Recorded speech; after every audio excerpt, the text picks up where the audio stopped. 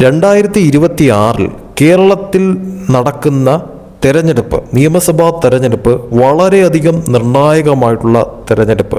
ഇനിയിപ്പോൾ കുറച്ച് ദിവസങ്ങൾ മാത്രം, അതായത് തെരഞ്ഞെടുപ്പ് പടിവാതിൽക്കൽ എത്തി നിൽക്കെ തന്നെയും വളരെ വലിയ തോതിൽ ത്രികോണ പോരാട്ടങ്ങൾ പ്രെഡിക്റ്റ് ചെയ്യാൻ പറ്റാത്ത അളവിലോട്ട് കാര്യങ്ങൾ മാറാനായിട്ട് സാധ്യതയുള്ള സ്ഥലങ്ങൾ കേരളത്തിലെ 140 നിയമസഭാ മണ്ഡലങ്ങൾ എടുത്തു കഴിഞ്ഞാൽ അതിൽ നിരവധി ഉണ്ട് എന്നുള്ളത് യാഥാർത്ഥ്യമായിട്ടുള്ളൊരു കാര്യം തന്നെയാണ്.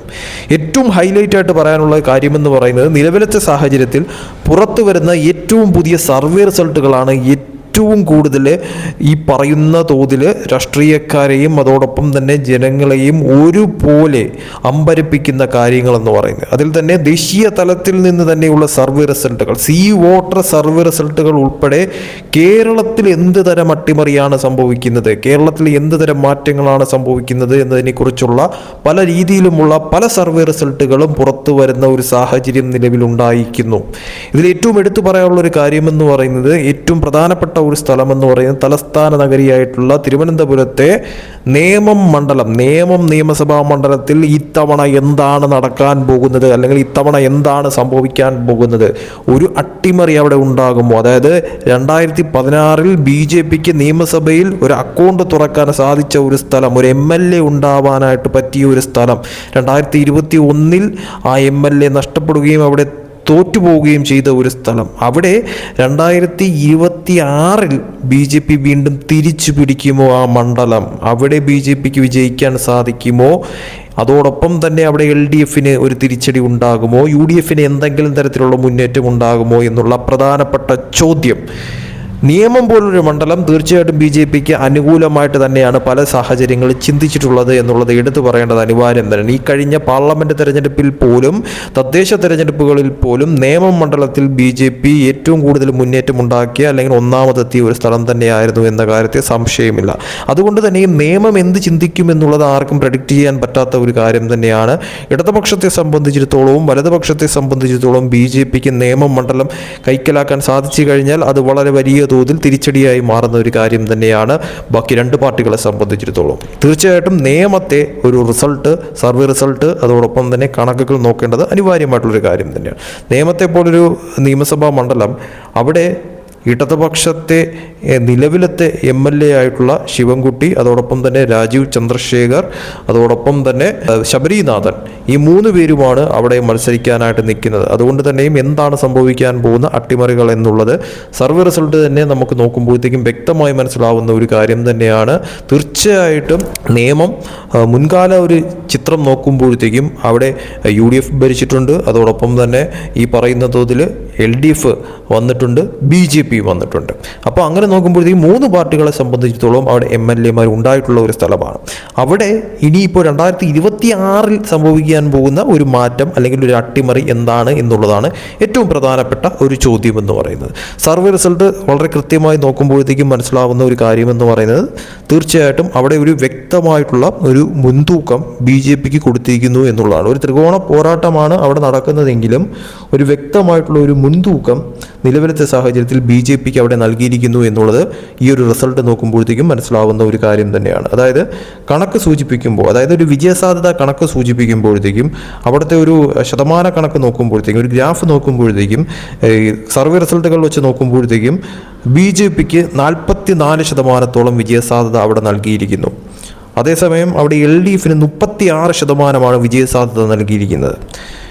UDFന് 20% അവിടെ വിജയസാധ്യത നൽകിയിരിക്കുന്നത് എന്നാണ് ഇപ്പോൾ പുറത്തു വരുന്ന ചില കണക്കുകൾ, അതോടൊപ്പം തന്നെ സർവേ റിസൾട്ടുകൾ നോക്കുമ്പോഴത്തേക്കും വ്യക്തമായി മനസ്സിലാവുന്ന ഒരു കാര്യമെന്ന് പറയുന്നത്. അതായത് വ്യക്തമായിട്ടുള്ള ഒരു മുൻതൂക്കം അവിടെ ഈ പറയുന്ന തോതിൽ BJPക്ക് നൽകിയിരിക്കുന്നു എന്നുള്ളത് വ്യക്തമായി മനസ്സിലാക്കാൻ പറ്റുന്ന ഒരു കാര്യം തന്നെയാണ്. ത്രികോണ പോരാട്ടമാണ്, കടുത്ത രീതിയിലുള്ള മത്സരം തന്നെയാണ് ഈ പറയുന്ന നിയമത്ത് നടക്കുന്നത് എന്ന കാര്യത്തിൽ ഒരു സംശയവുമില്ല. പക്ഷേ പുറത്തു വരുന്ന റിപ്പോർട്ടുകൾ പ്രകാരം അവിടെ BJPക്ക് ഒരു മേൽക്കൈ നൽകുന്നുണ്ട് എന്നുള്ളതാണ് ഈ സർവേ റിസൾട്ട് നോക്കുമ്പോഴത്തേക്കും മനസ്സിലാവുന്ന ഒരു കാര്യമെന്ന് പറയുന്നത്. തീർച്ചയായിട്ടും ഇത് സർവേ റിസൾട്ടും മാത്രമാണ്.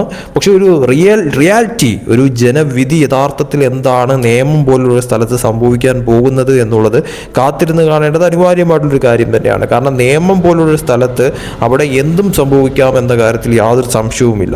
ജനങ്ങൾ എന്താണ് വിധി എഴുതുന്നത്, അല്ലെങ്കിൽ ഇനിയുള്ള ചുരുങ്ങിയ ദിവസങ്ങൾ കൊണ്ട് അവിടുത്തെ ഈ പറയുന്ന 3 പാർട്ടികളെ സംബന്ധിച്ചിടത്തോളം എന്ത് തരം മാറ്റങ്ങൾ ജനങ്ങൾക്കിടയിൽ ഉണ്ടാക്കിയെടുക്കാൻ സാധിക്കും, അതൊക്കെ തന്നെ ജനങ്ങളിൽ എത്രത്തോളം പ്രതിഫലിക്കും, അതൊക്കെ വോട്ടായിട്ട് എത്രത്തോളം മാറും എന്നുള്ളത് തന്നെയാണ് ഏറ്റവും പ്രധാനപ്പെട്ട ഒരു ചോദ്യമെന്ന് പറയുന്നത്. അതിൽ തന്നെയാണ് ഇപ്പോൾ പുറത്തു വന്നിരിക്കുന്ന സർവേ റിസൾട്ടുകൾ, ലേറ്റസ്റ്റ് ആയിട്ട് വന്നിരിക്കുന്ന റിപ്പോർട്ടുകൾ, കണക്കുകൾ ഒക്കെ വെച്ച് നോക്കുമ്പോഴത്തേക്കും, നിയമം പോലുള്ള സ്ഥലത്തെ കണക്ക് നോക്കുമ്പോഴത്തേക്കും 44% BJPക്ക് ഒരു വിജയസാധ്യത കൊടുത്തിരിക്കുന്നു, 36% LDFന് വിജയസാധ്യത കൊടുത്തിരിക്കുന്നു, 20% UDFന് വിജയസാധ്യത കൊടുത്തിരിക്കുന്നു. അങ്ങനെ നോക്കുമ്പോഴത്തേക്കും UDF ഏറെ പിന്നിലാണ്.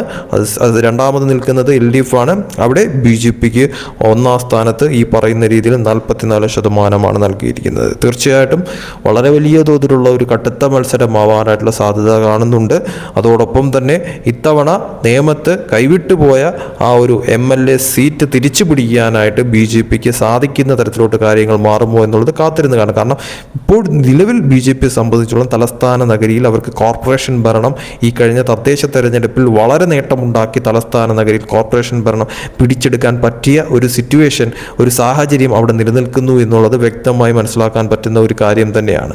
അതിൻ്റേതായിട്ടുള്ള ഒരു മുൻതൂക്കം നിലവിലത്തെ സാഹചര്യത്തിൽ BJPക്ക് തലസ്ഥാന നഗരിയിൽ ഉണ്ട് എന്നുള്ളതും വ്യക്തമായി മനസ്സിലാക്കാൻ പറ്റുന്ന ഒരു കാര്യം തന്നെയാണ്. അതോടൊപ്പം തന്നെ അവിടുത്തെ ജനങ്ങൾ ചിന്തിക്കുന്ന രീതികൾ, അത് ഈ കഴിഞ്ഞ നിയമം പോലുള്ള സ്ഥലത്ത് ഈ കഴിഞ്ഞ പാർലമെൻറ്റ് തെരഞ്ഞെടുപ്പിലും അതോടൊപ്പം തന്നെ തദ്ദേശ തെരഞ്ഞെടുപ്പിലും വളരെ വലിയ തോതിലുള്ള ഒരു വോട്ട് ശതമാനമാണ് BJPക്ക് അവിടെ ഉണ്ടായത് എന്നുള്ളതും ഹൈലൈറ്റ് ആയിട്ട് കാണേണ്ടത് അനിവാര്യമായിട്ടുള്ളൊരു കാര്യം തന്നെയാണ്. അപ്പോൾ ഇതൊക്കെ വെച്ച് നോക്കുമ്പോഴത്തേക്കും നിയമം പോലൊരു മണ്ഡലം BJPക്ക് ഏറെ സ്വാധീനം ചെലുത്താനായിട്ട് ഏറ്റവും കൂടുതൽ സാധിക്കുന്ന ഒരു മണ്ഡലത്തിൽ ഒരു അട്ടിമറി വിജയം 2026 ഉണ്ടാവാനായിട്ടുള്ള സാധ്യത തള്ളിക്കളയാനാവത്തില്ല എന്നുള്ളത് തന്നെയാണ് കണക്കുകൾ സൂചിപ്പിക്കുന്ന ഒരു കാര്യമെന്ന് പറയുന്നത്. പക്ഷേ ആ സാധ്യതയെ മറികടന്നുകൊണ്ടുള്ള ഒരു നേട്ടം അവിടെ LDFനോ അല്ലെങ്കിൽ UDFനോ അവിടെ സാധ്യമാകുമോ എന്നുള്ളത് മാത്രമാണ് നിലവിലത്തെ ഏറ്റവും പ്രധാനപ്പെട്ട ഒരു കാര്യമെന്ന് പറയുന്നത്.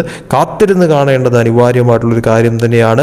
നിയമം പോലുള്ളൊരു മണ്ഡലം, തലസ്ഥാന നഗരിയിൽ നിയമം പോലുള്ളൊരു മണ്ഡലം കോർപ്പറേഷൻ ഭരണം പിടിച്ചെടുത്തതിൽ പിന്നാലെ നേമത്ത് വിജയിക്കാനായിട്ട് BJPക്ക് വീണ്ടും സാധിക്കുന്ന തരത്തിലോട്ട് കാര്യങ്ങൾ മാറിക്കഴിഞ്ഞാൽ അത് വളരെ വലിയ തോതിലുള്ള ഒരു നേട്ടമായി BJPക്ക് മാറുമെന്ന കാര്യത്തിൽ സംശയമില്ല.